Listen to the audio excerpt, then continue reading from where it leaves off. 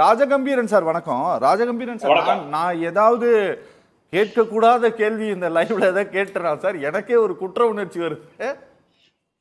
இல்ல, நீங்க சட்டத்திற்கு உட்பட்டு கேள்வி கேட்க கூடாதுன்னு அவங்க எதிர்பார்க்கறாங்க. அவங்க என்ன நினைக்கிறாங்கன்னா, ஆளுநர் எதிர்கட்சி தலைவரை போல நடந்தாலும் அதை விமர்சிக்க கூடாது, நெறியாளர் விமர்சிக்க கூடாதுன்னு நினைக்கிறாங்க.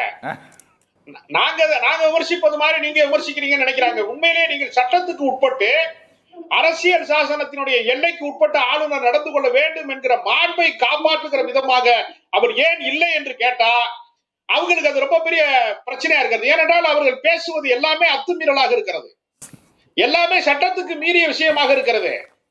தமிழ்நாட்டினுடைய எதிர்கட்சி தலைவராக எடப்பாடி பழனிசாமி இருக்கிறாரா, RN ரவி இருக்கிறாராங்கிற குழப்பம் பல பேருக்கு இருக்கிறது. ஏன்னா அவர் தான் முழு நேர அரசியல்வாதியா இருக்கிறாரு. முழுக்க முழுக்க இந்த அரசை, தன்னுடைய மாநில அரசை குற்றச்சாட்டு சொல்வதையே தன்னுடைய முழு நேர வேலை திட்டமாகவே அவர் வைத்திருக்கிறார். அதை விட பெரிய கொடுமை என்னன்னா, தமிழ்தாய் வாழ்த்து பாடிதான் எல்லா நிகழ்ச்சிகளும் தொடங்கும், தேசிய கீதத்திலே தான் எல்லா நிகழ்ச்சியும் அரசு விழாக்களும் முடிவுறும்.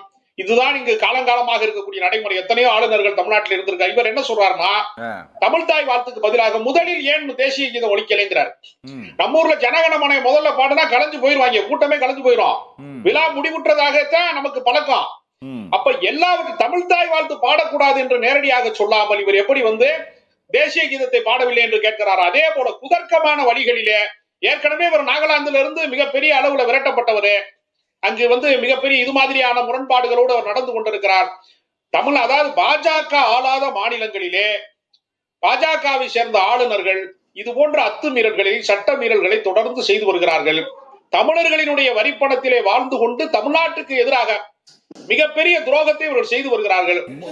கீழடியினுடைய பண்பாட்டை ஒரு குடும்பம் வாழ்ந்து கொண்டிருக்கின்றது. இதை நீங்க சொல்றீங்களா? சொல்லுங்க. நீங்க சொல்ல முடியுமா? திமுகவால தான் ஒவ்வொரு குடும்பமும் இதை போன்ற அறிவுபூர்வமான ஆளுநர்கள் இந்து சமய அறத்துறை, தொல்லியல் துறையெல்லாம் பாதுகாக்கப்படுகின்றது. மிக தவறானது. இந்த புளித்து போன வாதங்கள் இனி எடுபடாது.